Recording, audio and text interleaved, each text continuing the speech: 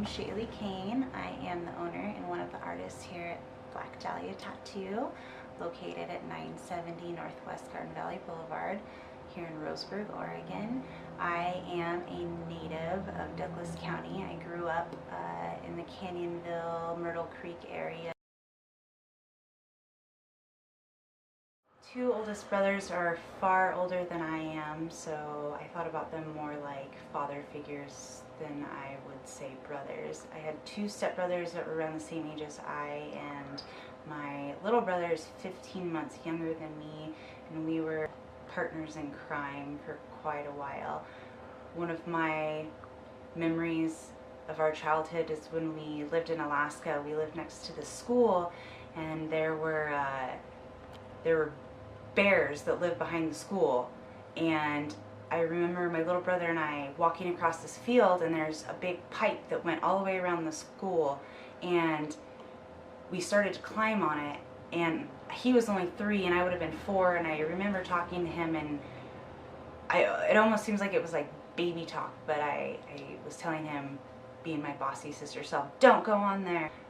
I think back at that story about, you know, my whole childhood and being bossy and bossing my brothers around, and that my childhood was it was kind of rough to me into the person that I am, and I would not be who I am had those things not happened to me. They made me stronger. They made me have that urge to prove to people who I am and what I'm about, and given me that drive to succeed. I graduated with a $20,000 scholarship to any college that I wanted to go to in Oregon. I only had one stipulation with the scholarship, is that I had to graduate from high school. I feel like had I not been given the scholarship, I probably wouldn't have graduated. I was 6 months pregnant the day that I walked. Definitely a challenge, but I still did it because I wanted that money so bad. I started going to UCC for stuff like medical coding and billing and medical transcriptionist. I felt like I wouldn't be happy doing that for the rest of my life, so I decided to take a break and figure out what it was that my calling was, what I was meant to do, so I didn't waste that money. And in that break, it was probably like, I don't know, a month and a half after I, took leave from school, I was unpacking boxes from my ex and these needles, and I kept finding these needles, and I'm, what are these? He was like, no, they're tattoo needles. You can buy a kit online, and I was like, oh, I didn't realize you could just get tattoo equipment like that. And he said, yeah, I used to do it when I lived in California, and he asked me if I would like to try it.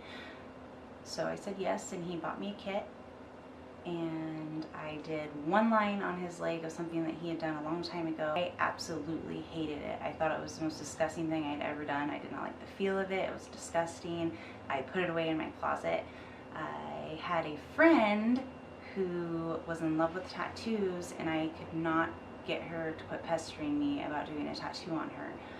So I relented, and I gave her a tattoo, and it was on her back, and it was my oldest daughter's name, which was her goddaughter, and it turned out amazing, and I have been doing it ever since.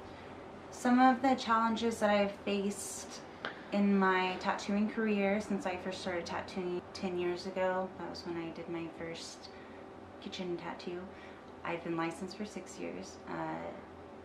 Some of the problems that I have faced since I've been a licensed tattoo artist is finding someone that I can ask questions to about tattooing machine. Be kind of lonely if you don't have a lot of friends in the tattoo industry, and I don't feel like I have a lot of people in this area that I know very well that I could ask a lot of questions about tattooing to.